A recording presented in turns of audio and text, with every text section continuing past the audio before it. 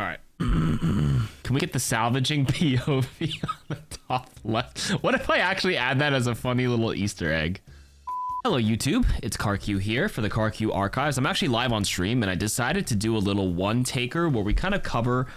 Oh, fuck, I fucked up. I gotta do this again. I hate for today's video where we cover all the news that happened today on Wednesday, December 18th. Also, I realize it's Thursday, December 18th. My mistake. One more time. YouTube, my name is KarQ, and today I was streaming and I decided to do a little one-taker video for today's video. Today is Thursday, December 18th, and we have patch notes, a hot fix for Vendetta, changes to the challenger score, and we had a dev Q&A live stream that happened 4 hours ago, which was 1 hour, and if you guys want to watch the full thing, it's linked in the description, but somebody summarized it, so I decided it'll be a little bit of a news roundup video where we cover the patch notes and we take a look at what the devs had to say, mostly Aaron Keller, the game director. So here we go. The people down here are shit posting and memeing me because this is totally my first take.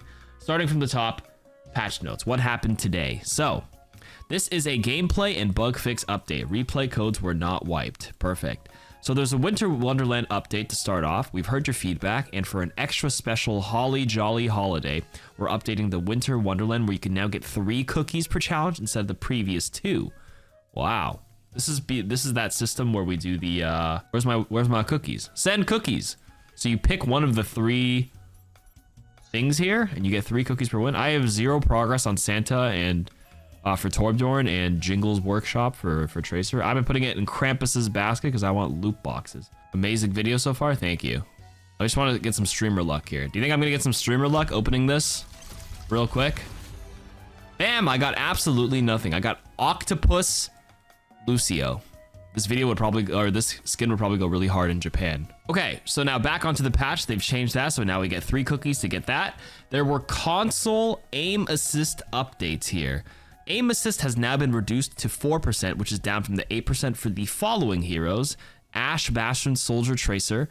For the tanks, it's Diva, Malga, and for supports, it's Ana, Bap, and Juno. So again, I don't play console, but I heard the recent Season 20 console aim assist changes were not good. It made some heroes too strong. I'm very surprised they didn't just revert it altogether. Why are they doing individual heroes? No, so it's like just very specific heroes. I'm a little confused on these console aim assist stuff. So console players in the chat or in the comments, let me know how like the console scene has been kind of panning out over the past couple of weeks. But yeah, very interesting. Okay, the next thing they wanted to address in this hotfix patch today was core competitive game update. So challenger points are as follows. If you guys don't know, there's been a lot of criticism about the new challenger system. Again, if you guys have no idea and have been living under a rock, top 500 is no longer a thing in the game. What we have instead is something called challenger score, which is earned by playing the game at certain ranks. It's a way to force people to stop camping leaderboard spots and have like 10 slots and actually make champion players queue. Now the problem was that it was really low for champion players and that there were masters and maybe some high grandmaster players who were playing pretty similar amounts of games and honestly climbing quite high on the challenger score and outpacing some of the champion players right now. So it's been having a lot of negative reception in the high ranks. I still want to wait and see how it pans out by week 9 because of the heat multiplier in which you earn more at the end of the season. But I think it's good that right now champion earns, it's scaled up a lot more. Previously it was a lot less. But you want champion players to be queuing instead of making alternate accounts. They're like, oh, our queue times are so long in champion because no one plays it. So they make another alt account and very quickly they're able to get back to champion. And then the problem, you're just repeating the problem, but like smurfing in high GM for a little while until you get back there. So it solves a few problems for sure, but then it does create a couple of new ones in terms of novelty and feeling like, you know, you're top ranked because it looks like this Masters 2 jobless Jim over here is gaming so much in Masters 2 and he has a higher challenger score than the champion.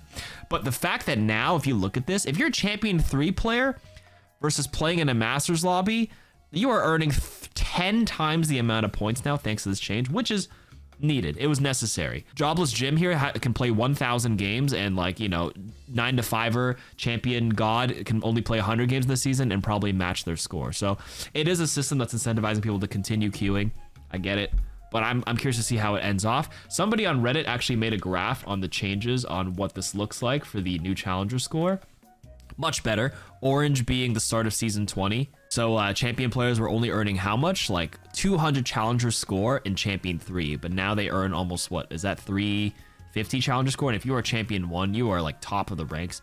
Like a champion 1 player who hits it is probably going to camp their rank, but if they're losing challenger score and they really want to get a high amount of points and they're really good, like that's a pretty good incentive to queue. So this like exponential scale is probably a lot better for the higher ranked players to make them want to play. So this is what it looks like in game right now. Silvok on in damage roll has 13,000 challenger score. The next tree is also 13,000. The next highest is at 9,000, and there is a Masters player up here, Masters 1. So this is why people are like, wow, how is this player going to be outranking the champion 5? Well, it's not necessarily sorted by who is the higher rank. It is who has the higher challenger score. So obviously, you know, Silk Carpet may go on social media and be like, man, that's bullshit that this person's outranking me. But now with the new system, like 10x the amount of score, or like 9x, this should be pretty, you can outpace it pretty quickly by the end. I think it'll like self-sort itself a little bit more near the end of the season. But in any case, there's 95 people. It's only been 2 weeks. By the end of 9 weeks, I'm sure it'll self-sort itself apart from a few random grandmasters, you know, kind of weaving in between. But I think it's going to be mostly champion players in the first couple of pages, which is good. And again, like you don't have time to play on an alternate account or Smurf when you're literally going to lose your score. Right? So yeah, like someone's going to outpace you. So you're like champion lobbies are probably higher quality right now simply because there are champion players actually queuing nonstop. So that's a good thing.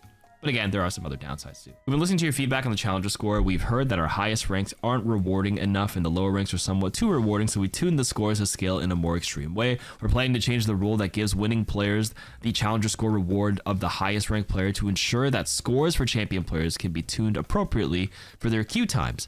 We're also working hard on fixing a crossplay bug that's caused some lower ranked players to appear higher than intended. They're basically alluding to like maybe some diamond players that are somehow getting a shit ton of points because diamonds are probably barely earning any, like low 20s, and getting all the way up to 4,000 or 5,000 score that quickly. Interesting. Something was a little fishy there. But in any case, that was that. Vendetta got a nerf today. Vendetta's win rate has continued to rise as players grow more familiar with her kit, so we're making a small adjustment prior to mid-season. So I feel like this is alluding that they're going to nerf her more in the mid-season. This change shifts key breakpoints while preserving the intended flow of her abilities. All they did was nerf the Palatine Fang horizontal swing damage from 50 to 45, so the // overhead. Overhead still does 130, but instead of 50-50 130, it's 45-45 130. That is not much of a nerf. I was hoping they were going to nerf the overhead portion of it more than anything. You can keep the flow of the abilities in the character because you want the movement to be fun, which I've always been a fan of. But if you want to nerf numbers, just go for the overhead. Why are we touching the first 2 swings? A lot of them even stall it and like try to like do some weird stuff to keep the overhead so they get the big overhead on the way down. I don't know about this one though. I mean, this is not going to do much. Now, some people may be like, why are we nerfing this hero and not the other ones? Well, Vendetta kind of has been a little bit of a problem. So if you didn't check the breakdown of who's been popping off on the stats, this was pulled 2 days ago. But like, here is the damage graph for Americas, at least on PC. My camera is not just kind of blocking it out of the way, but they're color coded. So bronze, silver, gold, blah, blah, blah. Grandmaster is pink. Average is the black bar here. Who is popping off? Vendetta. Now this is sorted based on the average, and the metal ranks are doing most of the heavy lifting, but I can see why they decided to hotfix her today. A lot of the metal rank players were complaining the most. The Grandmaster players, not so much. She does get banned quite a bit. There's some other heroes that pop off in GM, like apparently Torb, Sim. Bastion's been really good this season for sure. Grandmaster players are playing Ashe at a very high level. Same with Echo, of course, right? But this is what it's been. That's been the story so far. So that's why they decided to hotfix Vendetta for now. I'm sure they're going to hopefully tag a bunch of the other problematic heroes in the midseason. Now, if we actually, you don't want to just strictly balance based on that though, because that means we're looking at Freya buffs. And Freya, people were bitching about Freya for so long.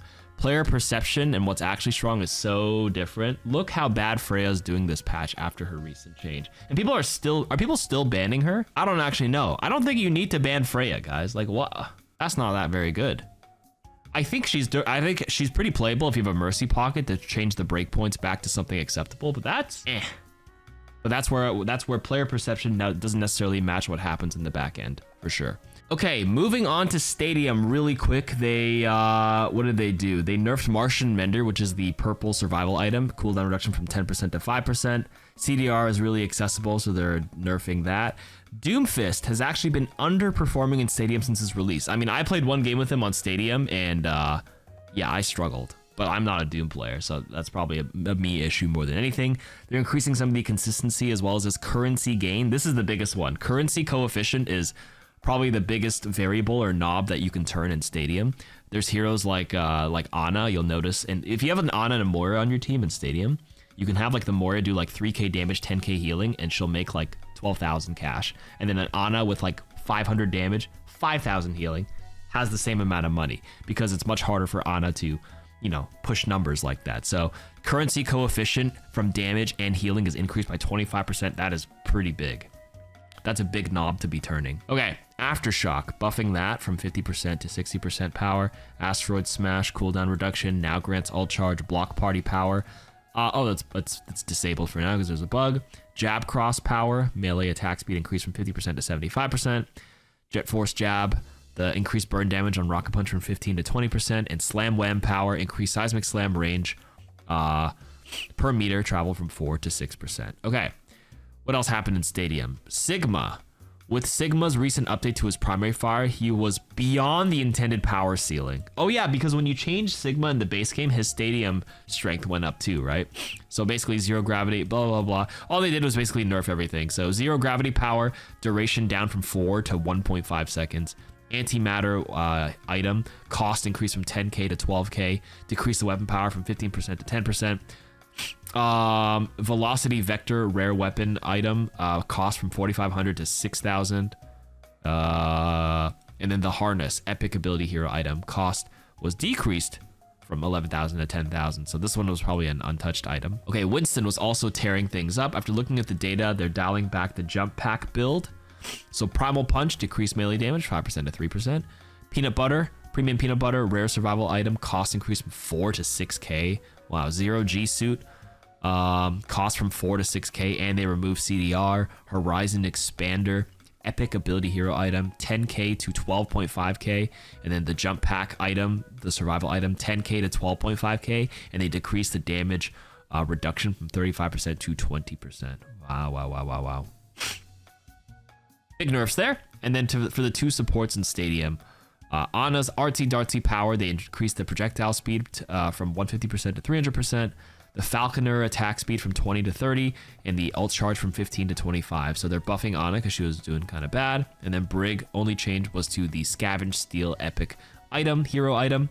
Reduce ult charge gained on ability power from 3% to 2%. So that's pretty small. Okay, and that's it for the patch notes. Let's quickly move on to the dev Q&A, which happened today. It's a 1-hour live stream, but I'm not gonna go through that. You can watch it, but it'll be linked in the description. But instead, what we have, user SnowmanMan11. So shout outs to you on the Overwatch forums that had a summary. We try to peruse Reddit for a summary of the live stream that happened 4 hours ago as of the recording of this video. Wasn't there, or it probably was, but I couldn't find it. But I had this one linked to me. So shout outs to you. Full credits to Snowman on the forums. I don't browse the forums, so I wouldn't have known that the summary was here. I don't know anybody who really does, but glad to see that there's a community here. So hey, shout outs to you. What happened in the Q&A today? Interesting tidbits. So there's a big hype for next year. I think this is a quote from Aaron Keller. So Aaron in that live stream said, "As we plan big updates, we almost get a little scared of how much the game might be changed.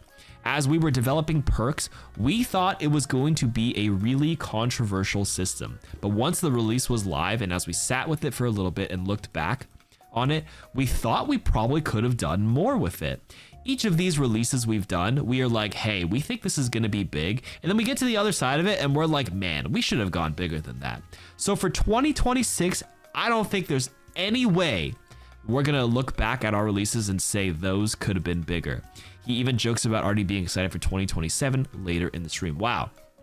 So for those who thought the 2024 release of buffing all the HP pools from 200 to 250, the 250s to 300, and then increasing the projectile size, nerfing the healing, that was like the big 2024 thing. The big 2025 thing this year was perks. And honestly, they could have gone with 3 perks for minors and majors. When you come up on the other side, it wasn't that big. So he's saying the entire team, including himself, is like, wow, 2026 is like, holy shit, there's no way we can top this. So that's alluding to a very big 2026. And think about it, guys. Next year is year 10 of Overwatch. So you knew they had to go big. So I'm excited. I hope they lives up to the hype. I'm always worried about them overhyping it and then like having us be disappointed. Well, what's that quote? Over expect, under deliver. Somebody can fix the quote for me and type it down here. That's what I was trying to say. So here are the takeaway points from the live stream. Ramatra won a chat poll, so they spent the stream drawing a snowball fight and mistletoe spray for him. The mistletoe won, and it will be added to the game. Okay, that's the first thing. The next thing was the loot box pool will be updated next year. Next one was Aaron was partial to a community suggestion for allowing cosmetics to swap mid-game. This was originally not a thing since most people were on disk drives when the game came out, but there's still maybe some technical considerations blocking it.